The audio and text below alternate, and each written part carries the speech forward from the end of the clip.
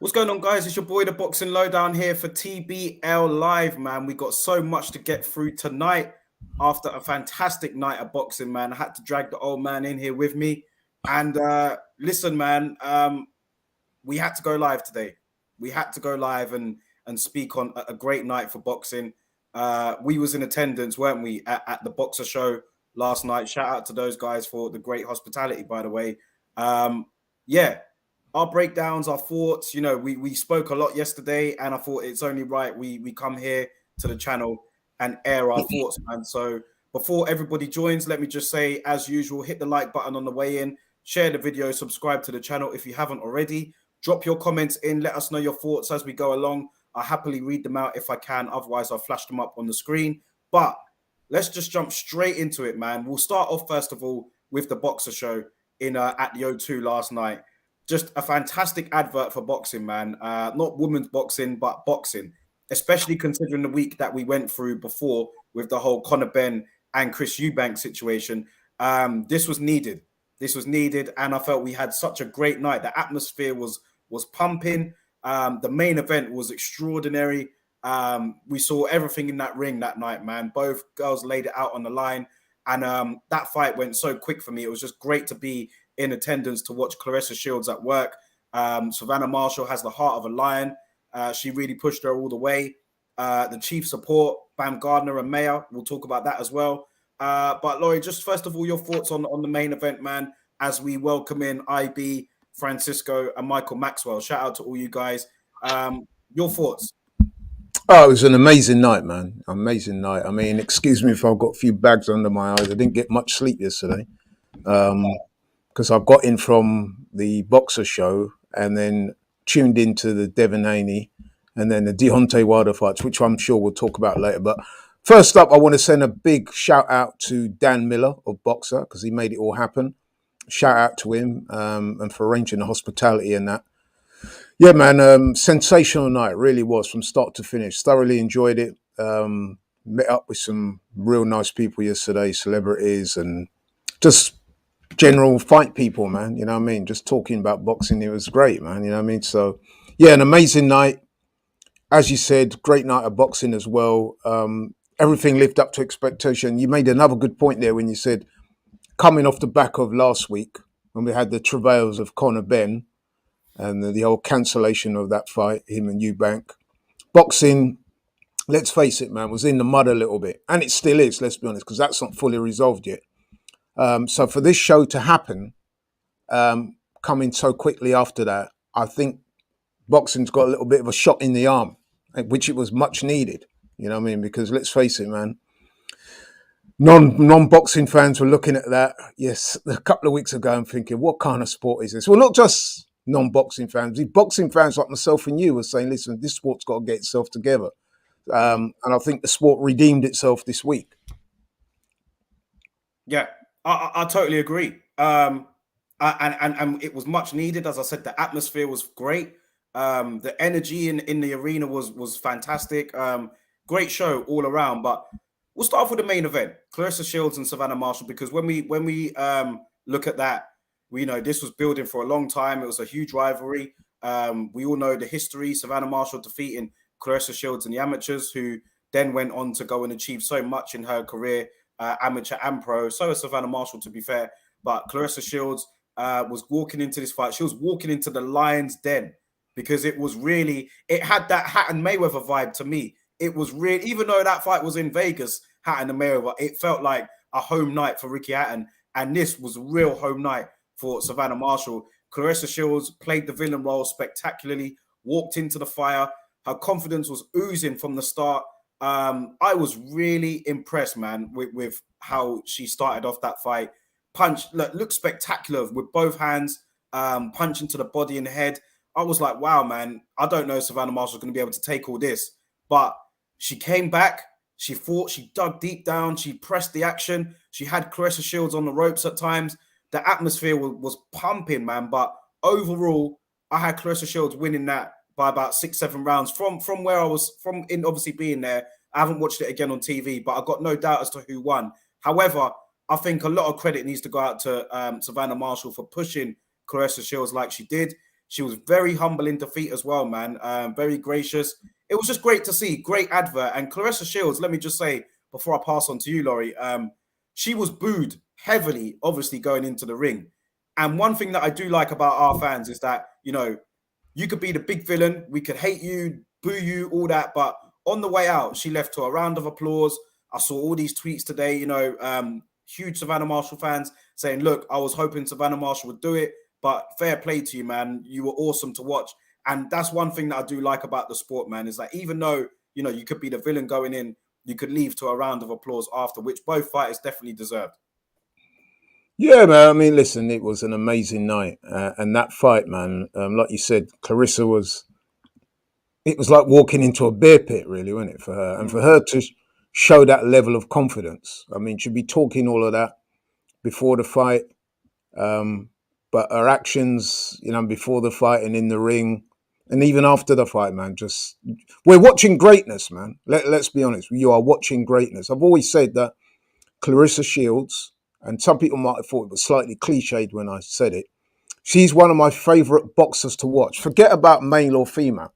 She's one of my favourite boxers to watch because if you look at her technique, the way she throws her punches, the way she lets both hands go, stands in the pocket, she's got great defence, you know what I mean? Can be a little bit flat-footed at times, but listen, man, her overall ring generalship is second to none. Like I said, she's just brilliant to watch. She's aggressive. She throws hell a lot of punches. She's got good defense, good ring generalship.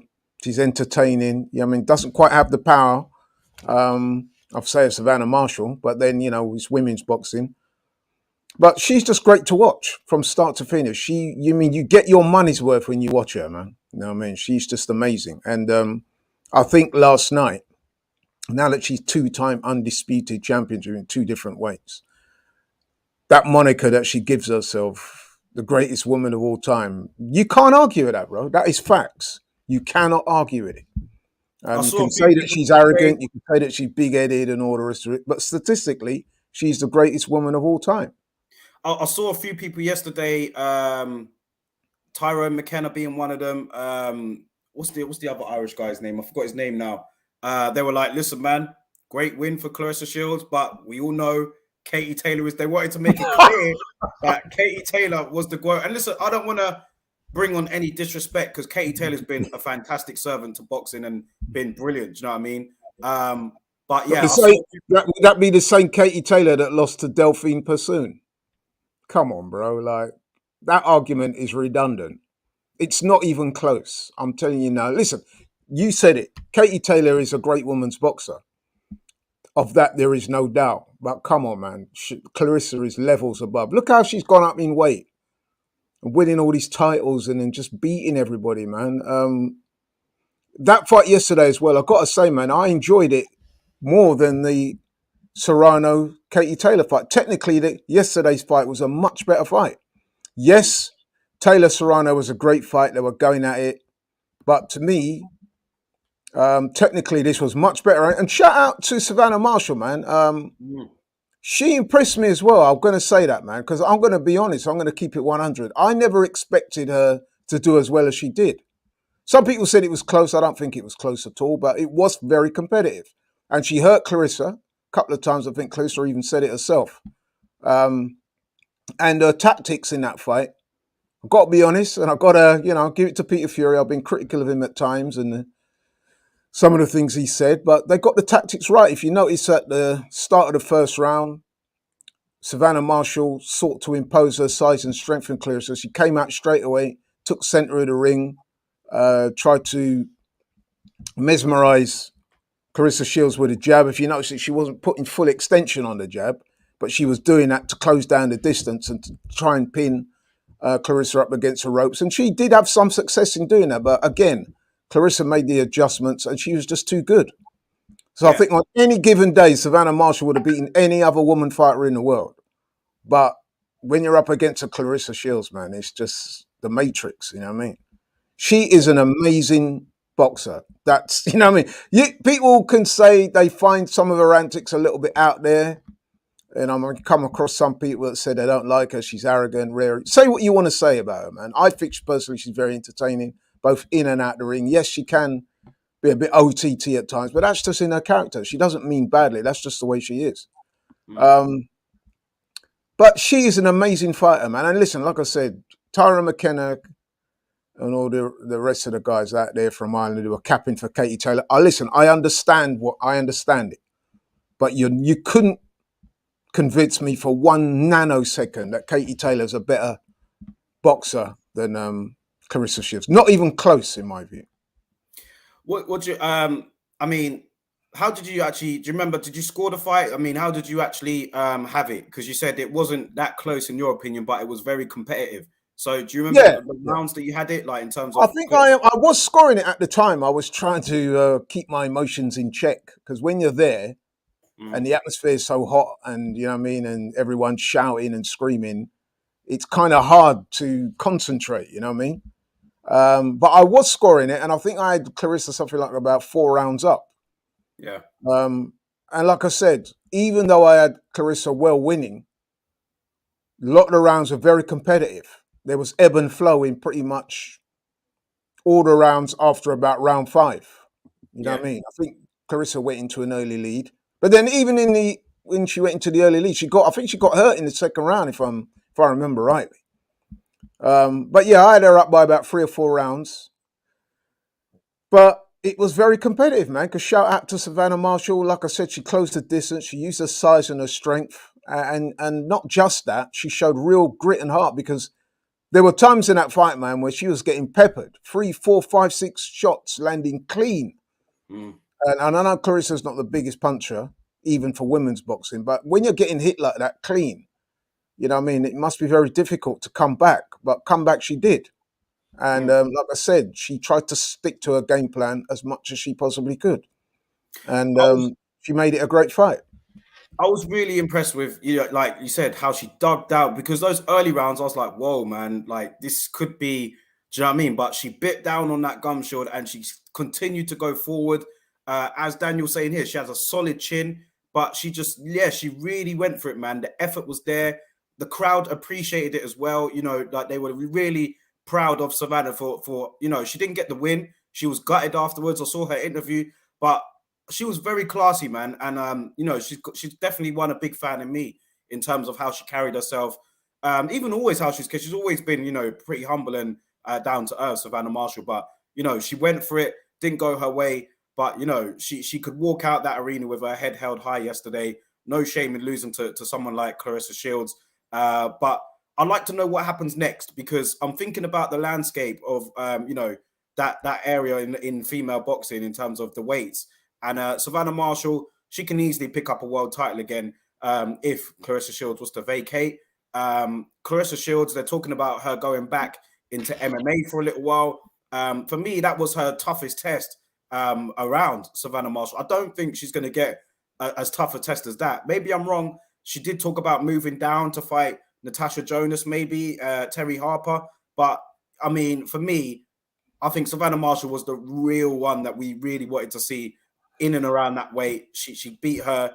So unless they have a rematch, I mean, what happens next for Clarissa Shields and what happens next for Savannah Marshall? Because I heard there were talks about her retiring, Savannah Marshall, but I don't know how true that is. Well, she did say she's going to take a rest. Yeah, she's got a lot more to give, but I mean, we'll see. But what would you like to see for both? Well, Clarissa's talking about going down in weight. I'm always a little bit wary when fighters go up and go down in weight. If you see over the years, it can be a bit of a minefield to do that. But I think she's kind of running out of challenges, Clarissa. You know what I mean? She looks like a highly motivated individual. And so she probably needs those motivations to keep her in the game that long. Because when you're on top the way she is, after a while, it's possible that you could get complacent if you feel that you've achieved all your goals. So what I like about her is that she's constantly setting new goals. I could also see maybe down the line a rematch, because that was a very good fight, very competitive fight. And you never know, man, if Clarissa's running out of challenges, they might do this over again. I think Savannah Marshall said that she would welcome it, and why not? It was a great fight. I'm sure they made a lot of money. They had the eyes of not just the boxing world, but the sporting world on them yesterday. So I could conceivably see that happening again, maybe at the end of this time next year. I don't know. I'm not in favour of Clarissa doing the MMA thing, but she seems determined to want to do it. As I said, she seems like a very motivated individual, somebody that needs to set themselves challenges, keep themselves busy. You know what I mean? So, yeah, sky's the limit for Clarissa, man. I mean, I still don't think she gets the credit she deserves, you know? I really don't. You know what I mean? There's some great sportsmen and women coming out of America, but I really do think that that girl is up there with the very best of them.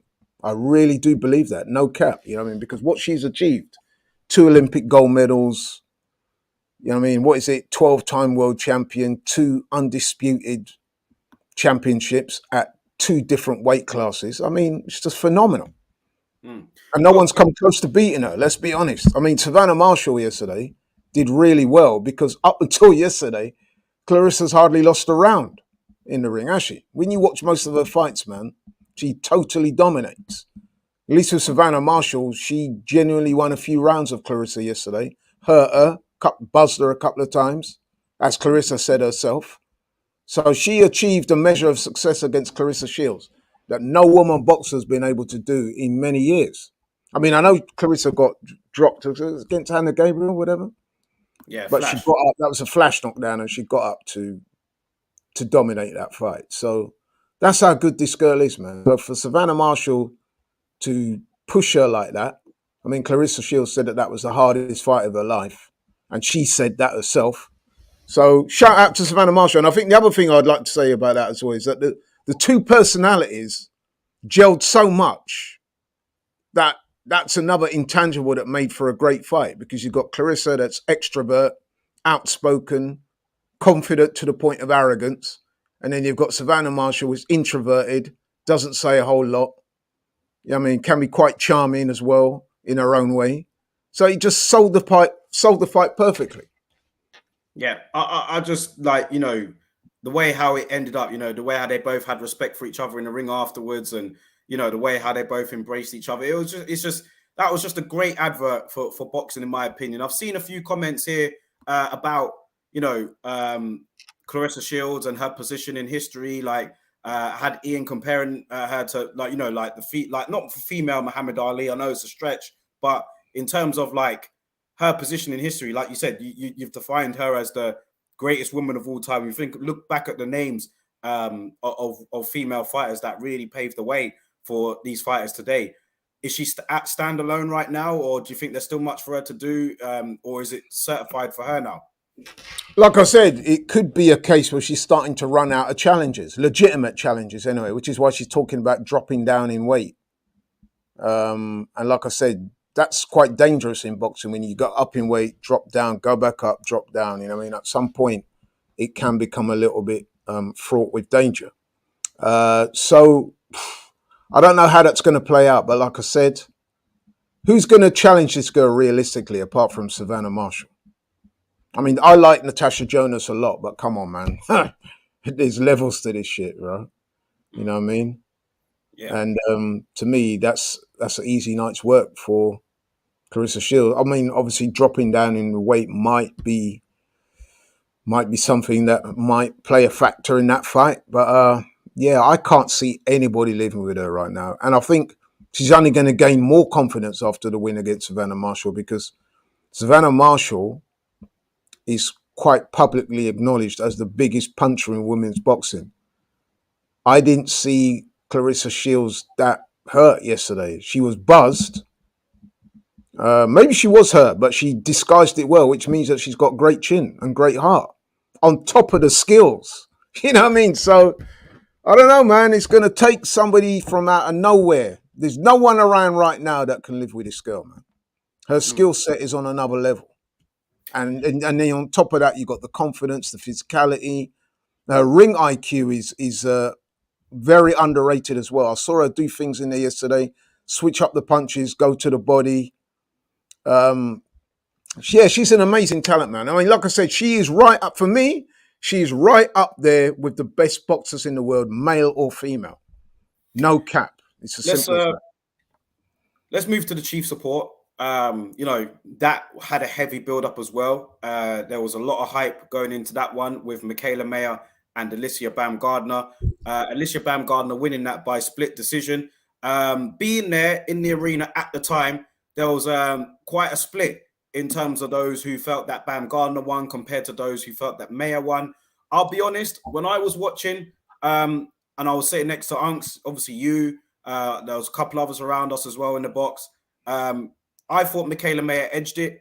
Looking at it when I was watching it live, I thought, you know, there was Baumgardner looked very good on the outside. When she let her punches go, I thought she was brilliant to watch. But I just felt that at the time, Michaela Mayer's jab was constantly in her face. And I just felt that maybe, you know, she might edge this.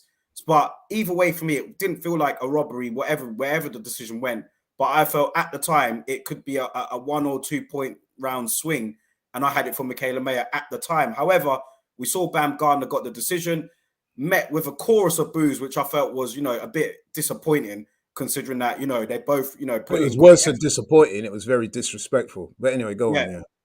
very disrespectful for me. I didn't like to hear it. The boos were uncharacteristically over the top for me. I felt that booing was a little sinister, man. I don't like to. I'm not going to dwell on it, man. But I was there. We were all there, and we heard it. And I was looking at you. You were looking at me. Robbie was looking at me, and he was like, "Come on, bro." You know what I mean? It was a close fight. I just felt that was a little bit. At the end of the day, whether you had it for Baumgardner or not, she's not the judge. She's not scoring the fight. Yeah, you can boo the decision and whatever, but yeah, either way, let's move past that. I just think that for me, Michaela Mayer probably did enough to win. However, you felt that Baumgardner did enough to win. There were guys that we spoke to that felt that Baumgardner did enough to win. So on Twitter, I was asking people at home how they scored it. I think Sky had it for Michaela Mayer. A few friends that were watching it at home felt that Michaela Mayer did enough. But then, you know, we spoke to Ant Crawler. We spoke to a couple of boxers as well last night, and they thought Baumgardner did enough. So it was interesting that and I did say this to you when we was in the arena, when we was sat down watching it. I said, Daryl, to me, I thought I got no problem with that decision. I had Baumgardner winning, yeah, by a couple of rounds. I thought that she did the better work, the cleaner work. I thought her ring generalship was better. Yes, it was a close fight. Yes, Michaela Mayer. I mean, there was some ebb and flow. I think that Baumgardner had a good start and then Mayer came into it. But I just think that overall, Baumgardner landed the cleaner punches. I just think her ring generalship was better. And I just think that when I looked at the two of them in there, man, I just think that Baumgartner's work was better. Not by a whole lot, you know what I mean? But people saying it was a robbery. I'm like, no, come on, man. If you think that was a robbery, what do you think Jack Catterall versus Josh Taylor was then? Perhaps you need to sit down and watch that. This was not a robbery. It could have gone either way because, let's face it, the crowd were very pro Michaela Mayer. And Sky and that are very pro Michaela because she's worked for Sky before. You know what I mean? So Johnny Nelson and don't get me wrong, I've got enough love for Johnny. That's my brethren and all that. But there's bound to be a little bit of bias there when they're assessing that fight because they know the girl personally. They've worked with her. She is a very good fighter. Michaela Mayer is a lovely person. I met her in the build-up to this fight. Lovely person. Both of them are actually. I met Baumgartner as well. But I just got to keep it real, man. On the night, I scored it. And when I looked at my scorecards, I had Baumgartner a couple of rounds up. But like I said to you, Daryl, after the fight, I said it could go either way. It could even be a draw. But for me personally, if I was judging, for me, Baumgartner gets the nod. And then to hear the boos, like I said, that was awful. I thought that was very disrespectful to her. Because like you said, it's not her fault. She's in there fighting. You know, I mean, she did her thing. And that was that. So... yeah, just looking at the overall, because I know this doesn't determine who wins the fight. I was just genuinely curious because I haven't seen it yet. But looking at it, Baumgartner did land more than Michaela Mayer. Yeah, and she landed cleaner shots. And her ring generalship was clearly better. She had the better footwork, the better movement. Her defense was way better than Mayer's. You know what I mean? And she just looked the better protagonist in it. You not think the jab from Mayer was a constant factor? She had a good jab, Michaela Mayer, last night. She had a good jab, but she didn't really let her hands go the way she should have done. is what I would say. You know what I mean? She did, like I said, she did land some good shots. There was ebb and flow. I think Baumgartner hurt her in the fight as well a couple of times. There was one moment in particular, forget what round it was, that she landed a shot and it looked like Michaela Mayer went a little off balance and then she fell to the floor. I wouldn't say it was a knockdown, but that's what I'm saying. I just thought that Baumgartner landed the cleaner, crisper shots. Her work was more precise and it was more in keeping with professional boxing. And I think she outscored her on the punch stats as well, from what I heard. So I had absolutely no problem with that decision at all. And the way large parts of that crowd were booing her yesterday, I just thought that was so out of order and disrespectful. Likewise, the booing of the national anthem, we've got to shout that out as well. That was poor, man. I mean, British crowds really got to stop doing that, man. It's so disrespectful. I mean, like, the national anthems get played. All you got to do is just keep them. If you don't like it, just keep them for a minute or so or whatever. Why have you got to do that? You know, that's not showing support for Savannah Marshall. That's just being imbecilic. You know what I mean? It's very disrespectful. And I think they've done well in America. I saw a lot of. yeah, well, you can imagine. It's a very. I mean, can you imagine if a British fighter went somewhere and they did that? We would all be, you know what I mean, crying that down too, deservedly. It's just very. I don't get what gets into some people, man. You're there to watch a fight. Is that just like, would they say, and I'm not defending them, but would they say, you know, anything to try and get an advantage for our person, we'd do it? You know what I mean? I'm not saying it's right, but would they say, we don't hate America, we're just doing it just to try and get Savannah Marshall an atmosphere as much as we can? Like, I think it's more. I mean, it didn't work, did it? I mean, the two people that they were booing yesterday both won. You know what I mean? So it clearly didn't work. Listen, you could show support for your fighter. I don't even mind you booing them into the ring. You're trying to create that hostile atmosphere, as long as it doesn't get too out of order. But to boo the decision for as long as that as well, the girl couldn't even give her interview because she was being drowned out by boos. I just thought that was very disrespectful and unnecessary. Yeah, I didn't think it was a robbery like that. It wasn't a robbery at all. I mean, like, even if you say that Mayer won, there was literally nothing in it. Yeah, I mean, like I said, I had Baumgartner by 2 rounds. I scored it as I went along, right? And that was my honest opinion based on what I saw. And we had good seats. We was able to observe it. And we were watching the fight intently. And I gave it to Baumgartner. Yourself, you gave it to Mayer. Robbie, who is with us, he gave it to Mayer. But this robbery talk, it was none of that, bro. I mean, people talk about robberies in boxing. That doesn't even go close to some of the bad decisions I've seen over the years. Not, I mean, like I referenced earlier, the Jack Cattrall, Josh Taylor, that was a genuine bad decision. What happened last night was not a bad decision. It was interpretation. It's what you like. Do you like Michaela Mayer coming forward and landing jabs? Or do you prefer to see a more pro style, hit and not be hit, scoring combinations, going to the body, varying your work, showing ring generalship? On those different criteria, I had Baumgartner winning the fight. Last one on this before we move on, man. Just just the whole event itself. I just want to say shout out to Boxer, man. We did see Lauren Price on the undercard. I felt she looked very good. Yeah, Caroline, she looked very good. Yeah. She made a statement, and I saw her tweet this morning saying, "Look, man, if you're not having me up there as the next in line, then you don't know what you do." It was along those lines. So she's putting her name out there, saying, "Look, I'm here." So the future, she did look good. The future for women's boxing, I think, is looking quite bright, man. I think that they had the English. What's the captain's name of the England football team? She was there, weren't she? Yeah, I was chatting to her. Jill Scott, is it? Yeah, she was there. Yeah. And I just feel like the future's bright, man, for women's sport in general.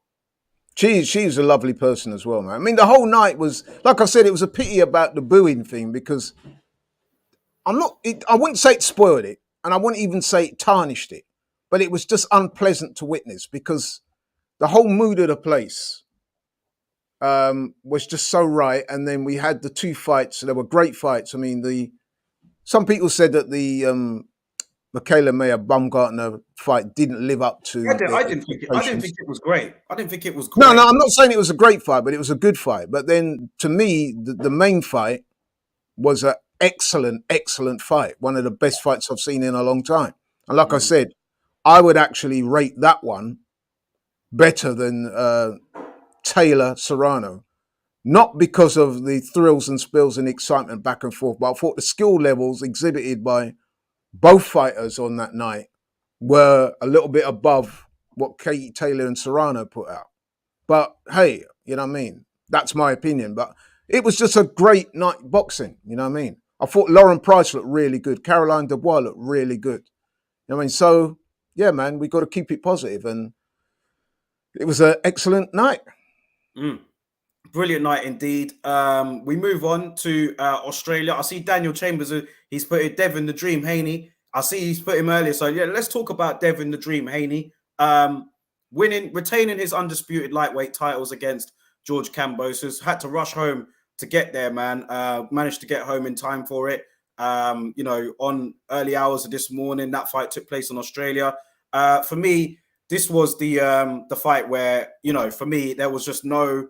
I had no. The only thing that actually I may have had a little bit of concern with was the fact that that Devin Haney looked terrible on the scales. But as a contest, I just thought that this is going to mirror the first fight.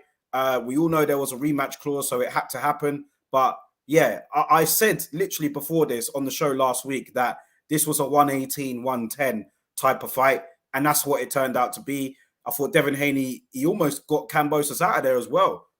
He was looking brilliant at times in the ring, but Kambosos is brave. However, I'll just end it with this. If they fought 10 times, Haney would beat Kambosos 10 times, man. That's just, it is what it is. Like, he tried. You see that fight last night? He just couldn't overcome his style. That fight last night was a classic case of why I don't like rematch clauses in boxing. Now, if you was to do your stats, I guarantee you that when we're looking at these fights that have rematches, 9 times out of 10, the person who won the first fight will go on to win the rematch. I think statistically that is accurate. And then last night's fight between Devin Haney and Kambosos was no different in that respect, because Devin Haney won easier this time, because what you saw with Devin Haney, even though you're right, he looked terrible at the weigh-in, looked very gaunt. His eyes were sunken. He looked a bit emaciated. I was a bit worried when I saw him looking like that. I'm thinking, bro, you need to get this fight out of the way and move up to 140. But anyway, in terms of the fight, it was pretty much one-way traffic. And then the difference in this fight to the first one is that Devin Haney, with the confidence of having won the first fight, he was a bit more aggressive in this fight, and it showed. I mean, he rocked Kambosos quite a few times, teeing off on him. There was one stage when I was thinking either he's going to knock him out or they're going to have to throw the towel in. But you know what? I'm going to give Kambosos some credit because he's stuck in there, man. He's a tough man. Tough guy. He is a warrior. You can't. He can be a bit corny in some of the things he says sometimes, but what you can never do is doubt that man's heart, because he took a shellacking yesterday, man. You know, I mean, he was getting beaten up with a jab, and he was getting caught continually with right hands and the left hook, which Devin Haney kind of neglected in the first fight. But I think he was really putting a beating on him. I think if he'd have gone to the body a bit more, because a couple of times when he did go to the body, you could see that Kambosos looked uncomfortable with it. I think if he'd have invested a little bit more in his body attack, he might well have got him out there. But credit to Kambosos. He stuck around. He took his punishment like a man. He was gracious in defeat as well, which he wasn't necessarily so in the first fight. But what that fight proved yesterday is that Devin Haney is levels above Kambosos. I thought Kambosos in that fight, man. I was a bit confused at times, and Rilo was saying it here. The constant switch hitting it, I felt like it was almost like he was confusing himself a little bit. Yeah. When I saw that, I'm like, very like on his toes, like move. I'm just like, you're not putting Haney off here with that switch hitting. It looked like to me, it looked like you were more confusing yourself with that.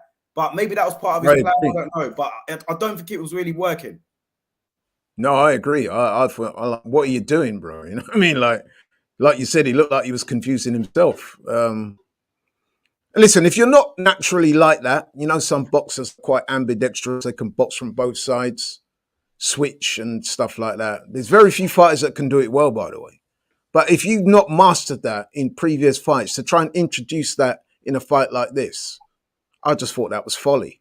So I don't know who's. Well, I saw he's got a new coaching team, but whoever devised that plan, that was it. That, you know what that reminded. When he started doing that, you know what that reminded me of.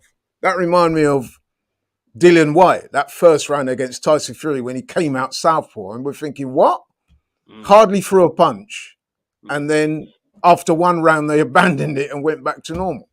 And then we found out later that was the idea of his trainer Xavier Miller, who he's since got rid of. To me, I don't know what these guys are thinking when they devise up schemes like this, because it takes time to do that. You know what I mean? That is something that you would have had to have been mastering from when you first started boxing, doing that. It's not something you're going to introduce for one fight and think that it's going to work, especially if you're in against a guy that's beaten you already. I just don't understand when people do stuff like that. Yeah. I don't know. Maybe they were trying to be innovative. Maybe they were trying to confuse Devin Haney, but it clearly didn't work. Like you said, Daryl, it looked like he was confusing himself. It just looked off as well, didn't it? You seemed switch one way. He looked ungainly. He looked disorganized. And you just think, what are you doing, bro? Just, you know what the tactics should be. The tactics should be to try and get inside the jab, go to the body, rough Devin up. He wasn't able to do that at all. Yeah. Not at all. Not at any stage. I think I gave him 2 rounds. Yeah. And the second round I gave him was the last round, because it was clear to me that Devin Haney just kind of took the round off. Mm-hmm. You know what I mean? I think they probably said to Devin, look, you got this in the bag. Don't get caught with anything stupid, because he did have a couple of cuts on him. So they probably said, listen, man, the fight is won. Just, if the shot is there, go for it. But just, you know what I mean? Yeah. I'm looking at the lightweight rankings here, and I'm talking about Kambosos. We'll still stay on him. Although he lost last night, and yeah, it was quite a comprehensive loss, there are still fights out there to be made, you know. Why not see him against any of these other guys? Do you know what I'm saying? Like, he's still got a career ahead of him. He said that he's going to take some time off. It's a well-earned time off, in my opinion. He's had some tough scraps over the last year. You know, he hasn't won them all, but, you know, he's done quite a bit in the last couple of years, built up his name, built up himself. And, you know, I think he does need to take a bit of time off, regroup and come again next year. Some great fights here to be made. They're talking about Lomachenko and Haney, but that's obviously if Haney stays at lightweight, because we all know how much of a struggle it was for him to make lightweight. But with Kambosos, I mean, maybe Tank Davis and Ryan Garcia will fight in December, but how about Kambosos and Isaac Cruz? Do you know what I mean? Like, why not any of these other guys? I still think there's some good fights out there for him. Yeah, there's some good fights to be made, but I have to be honest and say that I'm looking at George Kambosos, the way he's been comprehensively beaten by Devin Haney in both fights. It's kind of looking like gatekeeper status for him. And when I say that, I'm not trying to be disrespectful.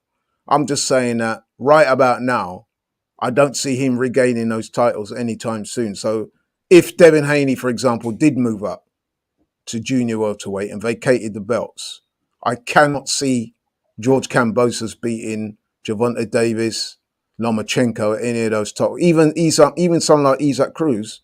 He did beat Teofimo Lopez, Jojo Diaz. He did beat Teo. He did beat Teo, but Teo's gone up in weight. And I'll be honest with you, man, I saw Teo's last fight. I don't think he's got much of a future either at 140. There's some really good fighters there. I mean, look at that guy, Frank Martin, there on your left. That guy's a real fighter. Rivera, number 9, he's a good fighter. There's some real talent at that weight. There always is at lightweight. It's one of those traditional weights. Yeah. Lightweight, welterweight, middleweight, heavyweight. You know what I mean? So there's always talent there. And the talent pool there is deep. Very. Like I said, I can't see Kambosos, no disrespect, beating any of those guys, especially when you think about it. Now he hasn't got the titles. He's going to be forced to fight outside Australia predominantly. So I can't see it, man. Yeah, but I just think we may have seen the best of him, man. Yeah. That's my honest opinion on Kambosos. I think he may even have overachieved that night when he beat Teo. That was probably his ceiling. coming off the back of two, let's face it, fairly comprehensive defeats to Devin Haney, in which he was soundly beaten. Last night he was cut, bloodied, rocked a few times. You're thinking to yourself, man, you know what I mean? Yeah. How's that going to play out when you're getting against? I mean, let's face it as well. Devin Haney is an excellent boxer, elite boxer, but he's not the biggest puncher. Some of those guys can really dig. So, and Wilder-Helenius is not the hardest person in the world to hit. So, doesn't bode well for him. Actually, Daryl, can you keep talking? I'm just going to make an adjustment to my cable here so we don't cut off. I'm seeing a few problems there with the internet. So keep talking. Give me a couple of minutes. All right. Shout out to Bon Kui. When Laurie comes back, I'll ask him that question for you. We'll go back to some of these comments here. Rai Rilo has said here, Haney is not no Lopez. Bon Kui saying Haney is the guy that beat Tio. Haney beat the guy that beat Tio. Yeah, he did. And then, yeah, quite a few of you guys talking about, the lightweight division here. Kambosos versus Pitbull. Yeah, I agree, Daniel Chambers. I think that would be a good fight. I'm not saying Kambosos would win, but he's definitely earned the right to have some more big fights. And I think him and Pitbull would be a great fight, actually. So I'd like to see that. Bon Kui also says that Haney is a great defensive fighter. Haney is also hard to hit, says Daniel Chambers. We'll talk about Haney and what he will do going forward. We know that part of the deal for him was to, leave Matchroom, go to Top Rank, have the 2 fights with Kambosos, fight Loma as well. But I'm just concerned about whether he'll be able to make 135 for too much longer. However, there is a question from Bon Kui to you, Laurie, and it says here, salute to the OG on the right-hand side. I have a question for the brother. What do you think about the Haney haters who still discredit him and say that he's still not top tier, even when he is still undisputed? I think they're chatting foolishness. I think he's an elite talent. Don't forget, Devin Haney is only 23 years old, and he's the undisputed lightweight champion, and I've got a lot of respect for him. At a time when there's a lot of fighters out there that are talking and Twitterizing and doing more action on Twitter than getting in the ring, this is a man that's prepared to risk it. He went to Australia, took on the challenge of Kambosos. And don't forget, Kambosos was coming off the back of his greatest ever win against Teofimo. Took a 2-fight deal, which the likes of Gervonta Davis and Ryan Garcia and a number of the others would not have lowered themselves to do, because they would have thought, it was beneath them to do that. And he's gone out there and he's done it, man. And he's 23 years old. He's not acquired his man strength yet, by the way. And he's won all his fights. He's not come close to getting beaten. Fought guys like Linares, cleaned his clock. Okay, he got wobbled and everyone's, he's chinny, this and that. Come on, man. I mean, Kambosos decked Teofimo. I don't hear people saying that Teofimo's chinny. Devin Haney went in there with Diaz, beat him up, won comfortably. You know what I mean? He's won all his fights. He's won all of them well. No one's even come close to beating him yet. I mean, like I said, undisputed lightweight champion of the world at just 23 years old. That's an amazing achievement. He should be getting a lot more credit for that. But because he's not knocking everyone out, people are throwing shade and saying he's not this, he's not that. Listen, man, he's a great young fighter. And even before he won the title, the thing I liked about Devin Haney, he was calling out all of those guys. Your Lomachenko's of this world and Gervonta Tank Davis. He called out Gary Russell Jr. before. So he's got this saying in it when these people talk about him. He goes, yeah, they talk about me, but they do everything except fight. So I'm a fan of his, man. I'm a fan of his. Yeah, just to jump on the back of that. I've said it on here. You've said it on here as well. On here. And listen, I do try and keep it partial when I can, and I like to think I do. But with Devin Haney, man, I mean, I find it difficult that people don't like the guy. I just think this guy, he calls out everybody. He wants to smoke. He seems to be, a clean athlete outside the ring in terms of doesn't really seem to get into too much trouble. Focuses on his craft. Has great fundamentals, great ability. And he seems to dedicate himself and has committed himself to the sport of boxing. So when I see a lot of people saying, Haney's this, I'm just like, come on, man. This guy, he's doing what we want him to do. Do you know what I mean? He's undisputed. He's winning his fights. He's calling out everybody. He's not ducking any challenges. And I found it quite funny that, you know, not everyone's gonna like you regardless of what you do. But I just think someone like Devin Haney, I find it hard why you wouldn't get behind the guy, because he wants to fight everybody. He's undisputed at the age of 23. Literally, look what he did to get that undisputed title fight, by the way. How many other fighters are doing that right now? So yeah, I Well, just this think is what I said. He took a deal that the likes of Ryan Garcia and Gervonta Davis and one or two others would consider beneath them. You know what I mean? He was the clear B side in that fight against Kambosos, but he reasoned, I'll take the risk, I'll take the lower side of the deal because I want to become great. I want to do something that no one's done, and he's done it, and people are still being naysayers. And as far as I can see, it's just because he's not knocking everyone out. Some people are saying his fights are boring, which I mean, yesterday wasn't boring at all. You know what I mean? So listen, man, I just think he's just got to work through this, carry on doing what he's doing, man. He's already had a great career. If the guy was to stop boxing tomorrow, yeah, he could turn around and say, I'm unbeaten, undisputed lightweight champion of the world, multimillionaire. Come on, that's a great career already. And you got to remember, he's still only 23 years old. So he's not acquired his man strength yet. What's he going to be like if he carries this straight and he gets to 25, 6, 7, 28? What's it going to be like then? You know what I mean? So the future is very bright for that young man. He just got to stay grounded. I know he's got his dad with him, and they seem to have a great relationship. They've just got to continue on that same path. I'm not saying he's going to go the rest of his career unbeaten. Very, very few fighters can do that, especially if you're fighting top guys. But he's already had a great career, and I think he's going to go on to do some more big things before he hangs up the gloves. Shout out to Big Lou. I'll see you in the building, bro.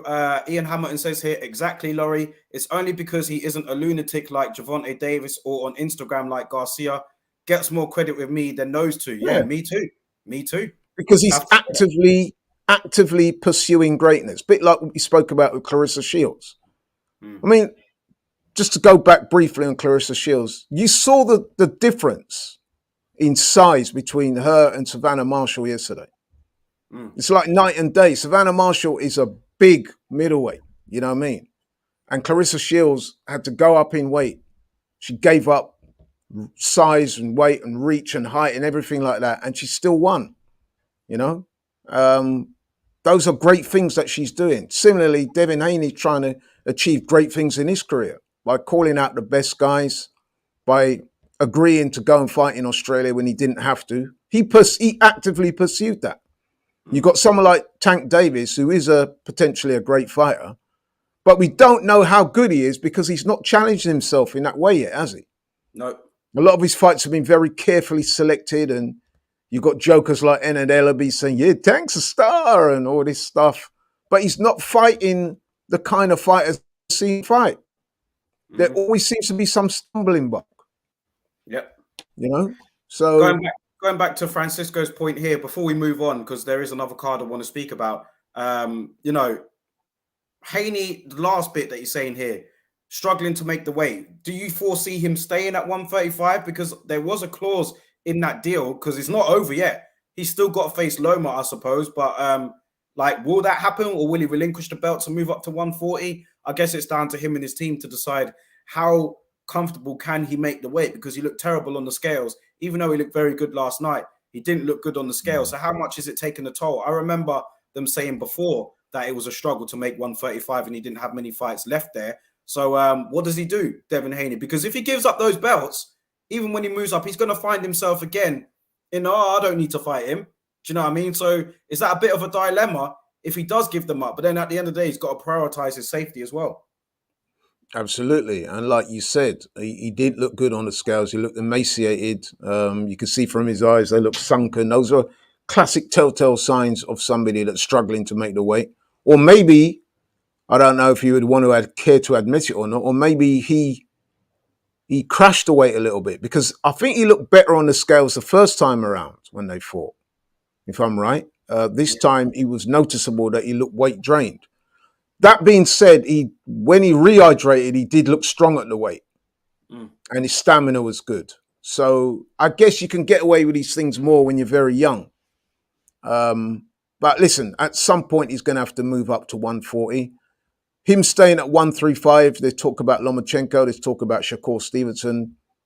Both those fights are high profile, big money fights. I know Lomachenko's got a fight coming up soon. I guess we'll have to see how he gets on in that fight, because if I remember rightly, the guy that Lomachenko's fighting, I'm pretty sure he was the one that brought Jamel Herring's career to a close.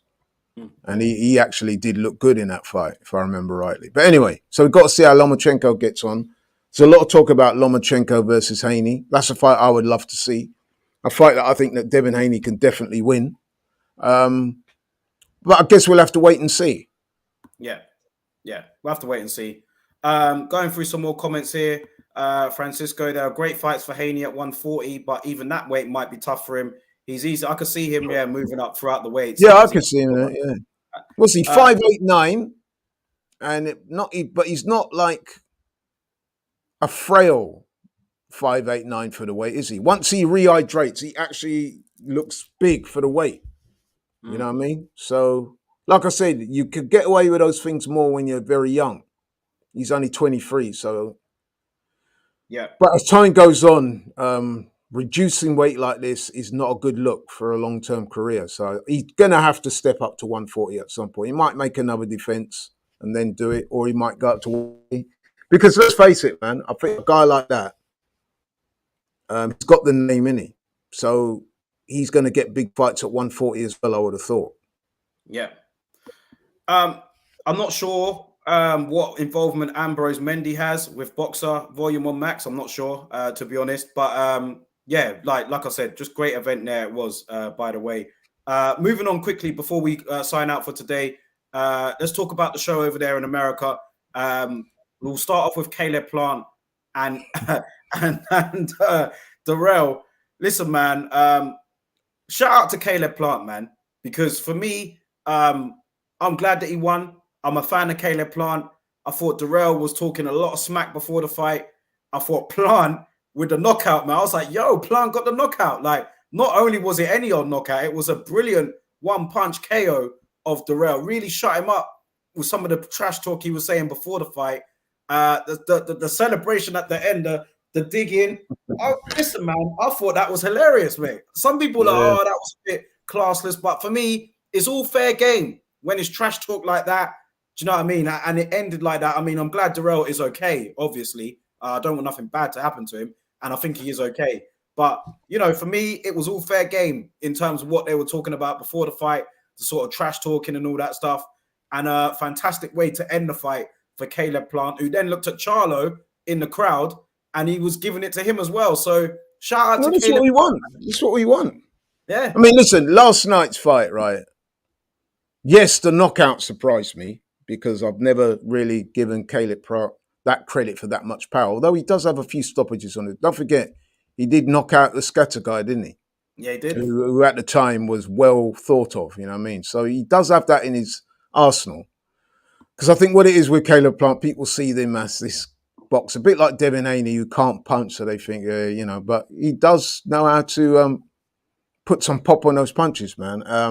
But in terms of the fight itself, I said this to you, didn't I, Darryl? I goes, he was well going to win that fight. To me, that's just a tune-up for Caleb Plant. Because Darrell, let's be honest, man, was he 38 now?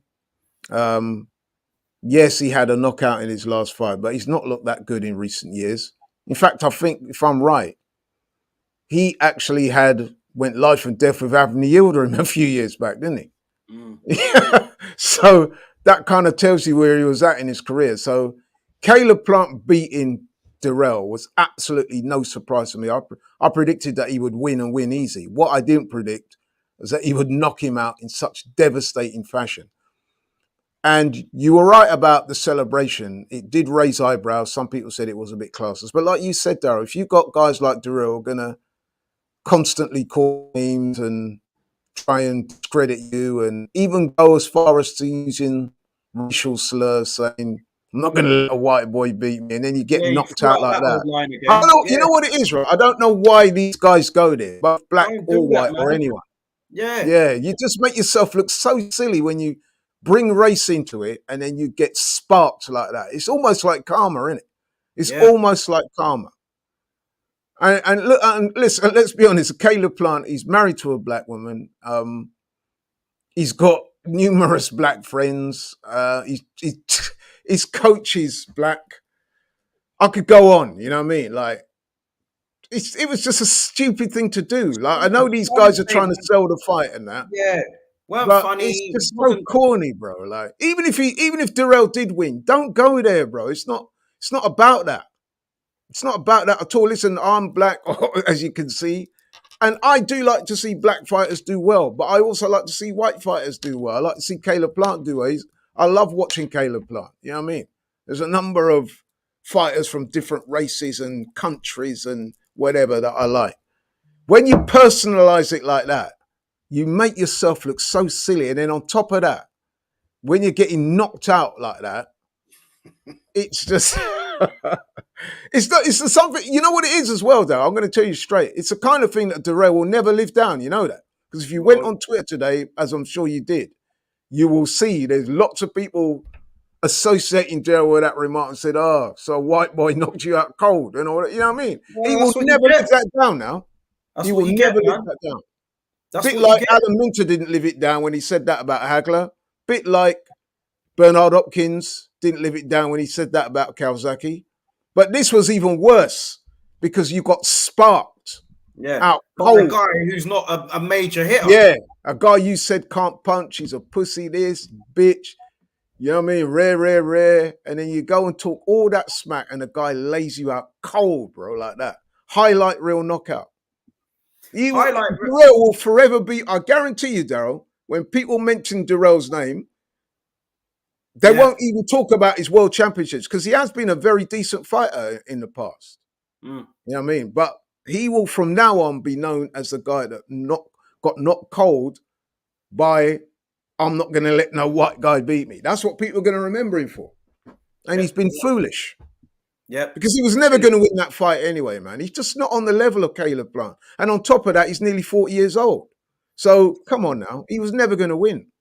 I don't even know if he's coming back, man, after that. Like, how do you live that down, man? Like, do you come back in the ring or he'll be back. He'll be, because no one will want to go out like that. Yeah, I suppose. Yeah, that's a serious embarrassment that he took last night. Because like I said, as well as getting knocked out, he talked all that smack. So there's no way he's going to want to bow out the sport like that. I think he's a 2-time world champion. Has been a very good fighter. But that was some years ago, not now. Now he's just a gatekeeper. And you saw what Caleb Plant did. Caleb Plant was totally confident before. This was a tune-up for it. This was a tune-up. To me, Darrell had less than 10% chance of winning that fight because Caleb Plant is younger, stronger, better skilled, and just on a different level. I think what it is with Darrell, you saw Caleb Plant getting knocked out Canelo and you thought, yeah, he's there for the taking, but he got it all wrong. Arrogant. Yeah. 2 fantastic knockouts that night, man. 2 highlight reel KOs. Shout out to Caleb Plant and shout out to Deontay Wilder, who made his return to the ring last night. Unbelievable knockout, man. Landed 3 punches in that whole fight. I think that's the fastest knockout with the limited amount of punches that it took to get the knockout, I should have said. But Deontay Wilder made his return last night. I was buzzing for it because I'll be real, man. The guy has me on the edge of my seat every single time. I'm not saying he's no Mayweather. I'm not saying that he's this and that. But when I watch the guy, I'm on the edge of my seat because I know like a fight could be going one way. Someone could be winning like all of the round or the first 5 or 6 rounds. And then literally in a flash, it's over. And that happened last night. I thought Helenius did okay at the beginning, but I was concerned with how much forward he was going, had his hands down at times. I was like, yo, man, he's I don't know what he's thinking here, but he's really trying to stick it on Wilder. And I said, this ain't going to end well for him, man. But it just happened a lot quicker than I thought it would, with that knockout at the end, man. And the scary part of that knockout was that Wilder looked a bit off balance there. And it wasn't, he didn't wind the punch up. He was moving backwards and he dropped a 6'6", 250 plus man out like that, which looked like a right jab. It didn't look like it was a, it was unbelievable. You know what that punch kind of reminded me? You remember when Gervonta Davis did a similar thing to Rolly Romero? where he was backing up to the ropes. Rolly Romero tried to press him, throw a couple of shots, and he just timed the counter, just brought it over the top, bang, right? And that was a pretty devastating shot. But the difference is that Rolly Romero was able to get back up on his feet. But with this one, gosh, it just shows to show the natural power that this man has, man. Like you said, he didn't load up. It was almost like a jab, but it was a right cross. He just brought it over. He saw the gap, timed it perfectly. And the way Helenius went down, dropped like a stone. And then his eyes kind of rolled back in his head, didn't he? And he was looking up at another highlight reel knockout from Deontay Wilder. And you're right, Daryl, because I was watching that fight like you was. I was watching it live in the early hours of the morning there. I'd stayed up to watch it because I had a feeling that there might be a dramatic ending. But I have to say, for the first minute and a half of that fight, man, he did not look good. He was backing up. He looked a bit ungainly, not quite sure what to do. Wasn't throwing very few punches. Like you said, I think he threw 2 or 3 punches before that. You could see Helenius was gaining a little bit of confidence because he's thinking, yeah, I'm able to back this guy up. He's feeling himself a bit, man. Yeah, and then all of a sudden, man, lights out. It was amazing. Yeah, and it just, in a way, I mean, I did say to you, I questioned whether he could make a successful comeback. And I guess that Helenius is probably not the benchmark to judge it from because the way he got rid of him, man, was just like, it was typical Wilder fashion where he doesn't look particularly good, but yet he can just bring that out the locker at any given moment. That's what makes him so exciting to watch. And I'll tell you the other person who's probably saluted that knockout win was probably Tyson Fury because when Wilder does to hear Fury come out. Yeah. Well, I'm sure Fury will start saying, well, see, I told you, after me, he's the best heavyweight out there. But it was interesting because after the fight, man, Wilder was like, yeah, man, I want Usyk, I want Joshua.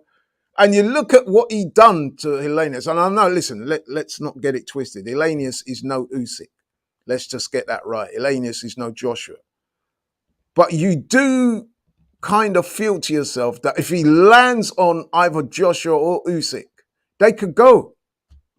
That's the beauty of this man, you know what I mean? I wasn't even convinced that he should come back. But after seeing that last night, I thought, you know what, I am glad he's back, man, because you got to watch him, man. There's no other fighter right now like Wilder, whose skill set is, let's face it, fairly mediocre, isn't it? His overall skill set and his footwork and that. But he's got such devastating power that he can beat guys who are a lot more skillful than him. He'll just wipe them out. You know what I mean? Here from Rai Rilo, he says here, everybody knows he has power, but does he still have balance issues? I think he does. He did look a bit at times. He looked a bit ungainly. It was only the first round, but you know, he did look a bit at times off balance. Yeah, he looked ungainly. He looked uncoordinated. He was moving around the ring, and I thought, what are you doing? What is the plan here? But I guess the plan for Wilder is to just wait for the right opening. I've seen him do this before with several other fighters. He did it to Gerald Washington. He did it to Luis Ortiz a couple of times. Remember, he was getting beaten in those fights. Yep. Arthur Spilica. Yep. There's been quite a few fights of Wilder's where he's actually losing. And he just waits for that moment and bang, and then it's lights out. It's incredible, really. He's unique. And that's why a lot of people watch him. That's why I stayed up last night, Daryl, because I thought he's either going to lose and people are going to say, that's it, he's done, or he's going to knock this guy out. Because I was saying to you, and I'd said it to a few other people, that my prediction is that Wilder was going to knock him out. But I said to you, Daryl, that if Helenius is still there after 5, 6, 7 rounds, this could be a very, very tricky night for him, Wilder that is, based on the beatings he took against Fury. And I said that if Helenius can take him to that place that has Wilder second guessing, he may have a chance. And then when I saw the way the fight started, I'm like, rah. But that's then the real factor with Wilder for me, man. It's like we don't know. Like we could either see him get dominated, and you know, like his skill set, like we said, is not the best, but it's just the equalizer that he has, and it could happen at any moment. And I think looking at it, you know, I saw the Wilder and Joyce comments again yesterday, but AJ and Wilder for me, like I saw AJ and Wilder, and shout out to Big Lou. He said this, Usyk as well. How would Wilder get on against those two? Again, on the outside, you'd think, yeah, Usyk could just outbox Wilder, man. Or yeah, AJ's more fundamentally correct.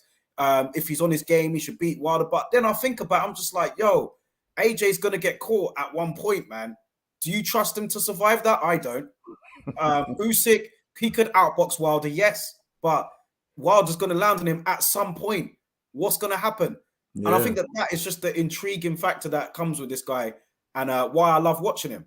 And I'll tell you something else with Wilder that's slightly different to AJ is that once Wilder lands that shot, right? Just say he doesn't knock you out, but he's got you wobbled and that. He's going to try and take you out in a much more aggressive way. Some would argue fairly reckless way than what an AJ would do. AJ would be a bit more calculated with his punches. Wilder's just going to let his hands go, man. You know what I mean? It's going to be a fusillade of punches, and he might throw 5 or 6 punches, but only one of them needs to land. So he's got a chance against anybody. Same way he was getting beaten up by Tyson Fury, but he ended up dropping him 3 times, or was it 2 times in that last fight? 2 times. That is the measure of the punching power he's got. And I still say to everybody that will listen that I thought Wilder was very unlucky in that first fight against Fury, because I thought he knocked him out. The referee gave Fury a long count, and the rest is history. I know some people are going to say, "Oh, come on, Larry," but I'm not changing my opinion on that. I'm sorry. I've seen it several times. That was a long count he got there, 12 seconds. But anyway, like I said, that's history. But what I'm saying is, this man, anyone that's been in the ring with him, all the opponents he's fought, 40-odd opponents or whatever it is, he's decked every single one of them, including Fury.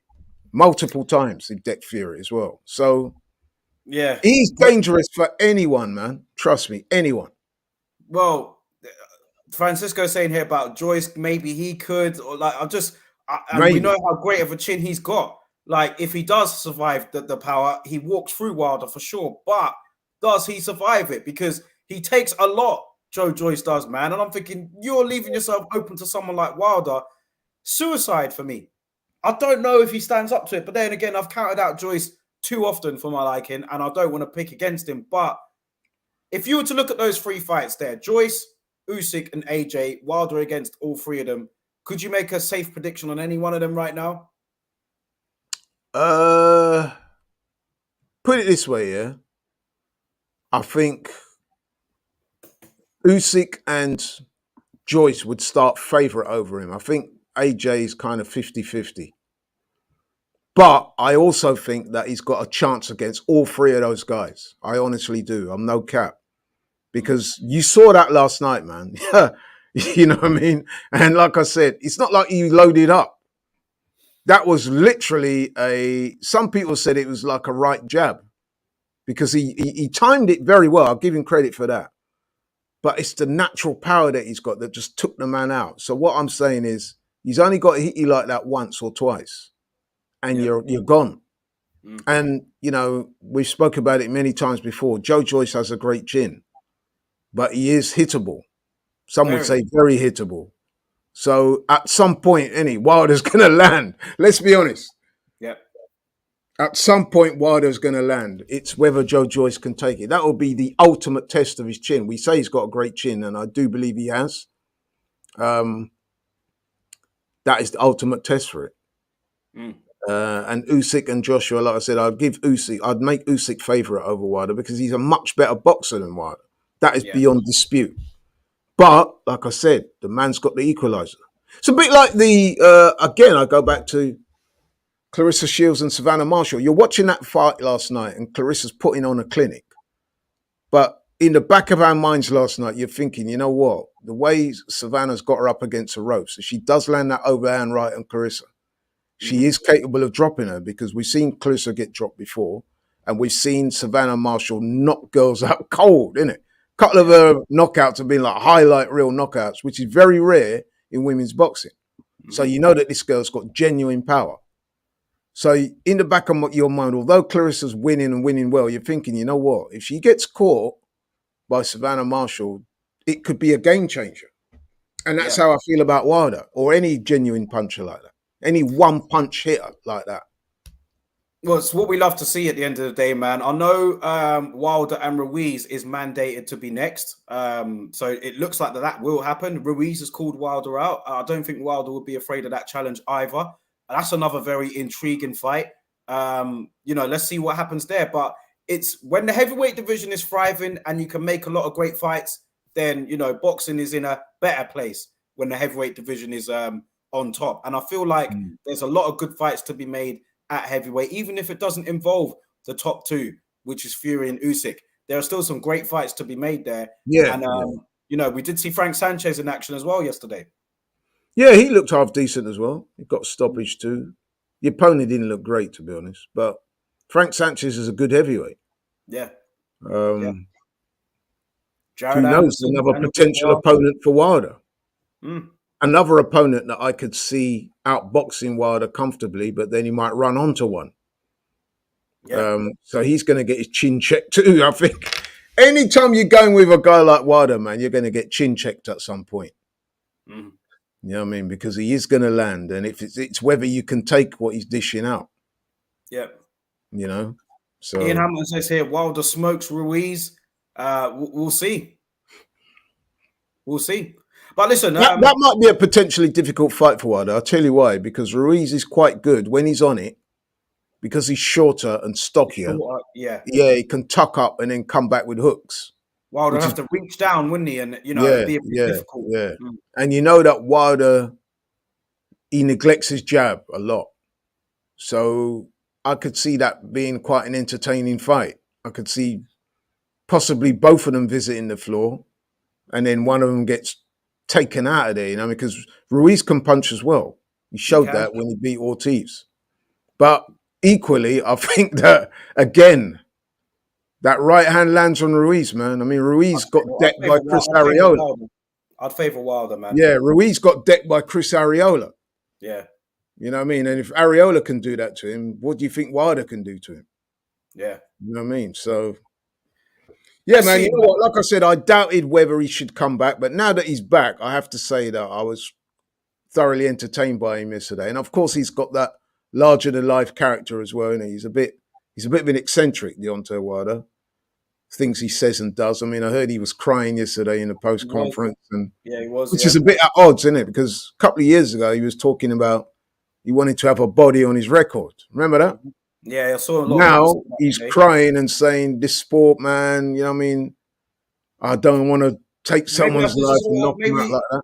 You know, these fighters have alter egos, and maybe he was just out of that ego. Maybe that was just the human side to him coming out. When he's in fight mode, he's talking about catching a body. But yeah, I just felt maybe that was just him, really reflecting on because I thought it was quite, I took in what he said, man, because with Wilder, like he has said that before, so it may come across as being hypocritical, but you think of the reason Wilder came into boxing originally, it was really to help out his daughter, provide financial support to her, because I believe was she disabled or had something? Yeah, I think she's got spina bifida or something like that. So Wilder originally went into boxing to provide a better life for her.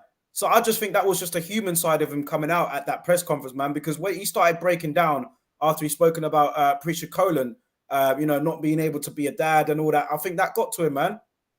I mean, listen, I prefer, don't get me wrong, I prefer that side of him. But like I said, a few years ago, this was the same man that was talking about he wants a body on his record before he retires, which I thought was very reckless talk, and I wasn't with that at all. Quite rightly, he got called out for it. He kind of dropped it for a while. Then when he fought Fury, especially the third time, he was talking in similar terms, wasn't he? Saying that, Fury might not get up, this and that, because I'm going in there to, basically he said he's going in there to kill him. There was a lot of bad blood in that fight, obviously. So, yeah, he's a man of contradictions, man. He's a man of eccentricity. But he's also, you got to watch him, man. He's box office, isn't it? And when he's delivering knockouts like that, you got to say to yourself, man, on any given night, he could do that to any heavyweight. Because like I said, every man that's ever stepped into the ring with Deontay Wilder, he has put them on the floor or stopped them. So that is I think he's got a knockout percentage rate of 97% or something like that. Listen, man, it's God-given power. It's unnatural. Question here from Ian Hammond. He says here, just to ask, who had the better single punching power, Wilder or Tyson? To me, I'm going Wilder. Tyson is more skilled. Power, yeah. Yeah, Tyson is more skilled and he's quicker and he can knock you out with either hand, yeah? Left hook or right hand. Wilder is pretty much always the right hand. But in terms of what you see him do, one punch, bang. To me, Wilder looks like he's got the edge in powers. But obviously, Tyson was a better fighter, much better all-round fighter, much better. Yeah, yeah.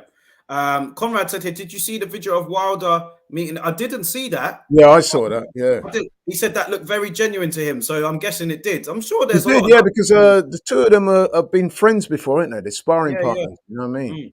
They've been sparring partners. And actually, I was saying that before the fight that I was curious to see what type of attitude Helenius would adopt, whether he would go into sparring partner mentality. But he was very